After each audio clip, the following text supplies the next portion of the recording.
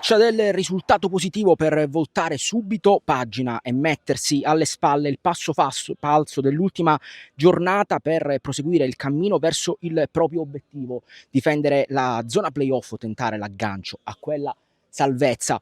Amici di Sportisili, da parte di Luca Buccieri, buon pomeriggio e benvenuti allo stadio comunale di Cauli di Piana degli Albanesi. Questa è San Giorgio Piana, Oratorio Marineo, sfida valida per la 19ª giornata di eccellenza siciliana Girone A. E parte il match con il San Giorgio Piana che va subito a mandare le palloni in avanti con possono essere le tattiche. Arriva la conclusione dalla distanza ed è il gol, il vantaggio del San Giorgio Piana. Ancora una volta Visconti che come all'andata sigla il gol del vantaggio dei padroni di casa.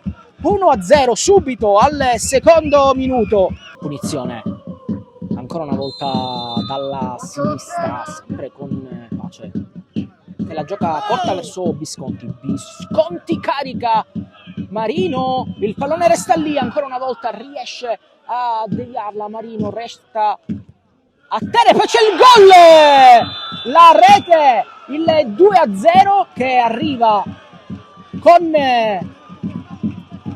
Graci ed è proprio Pace a calciare al centro, il pallone messo dove c'è Scalisi e sono 3. Scalisi è entrato nel primo tempo al posto dell'infortunato Miliziano e arriva la rete del 3-0.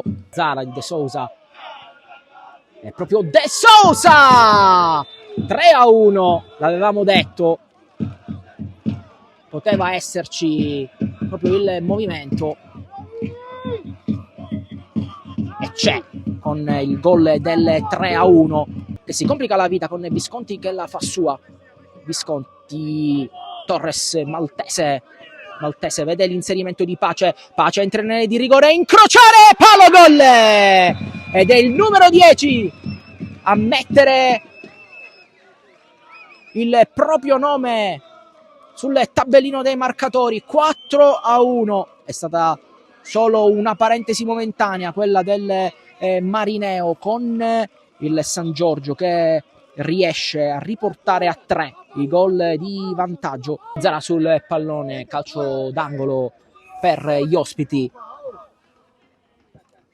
pallone messo al centro verso Di Peri, deviazione sfortunata di Visconti ed è 4-2.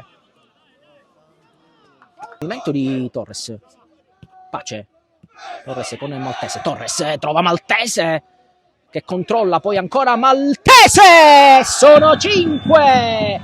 Bomber Maltese mette in rete il suo 7° gol stagionale ed è 5-2 per il San Giorgio. Riesce ad anticipare, poi calcia lontano dove va Torres, spallata furba e regolare, ancora Torres, Maltese la stoppa e sono 6. 6-2. De Sousa tira, c'è la chiusura di Gaio e poi ancora Gaio che va in rimessa laterale ma finisce qui, non c'è più tempo. Il San Giorgio Piana vince 6-2, fa suoi 3 punti importantissimi per la classifica, per continuare il proprio cammino nella zona playoff, per difendere la zona playoff. Invece notte fonda per il Marineo che perde 6-2 e ora nella zona playout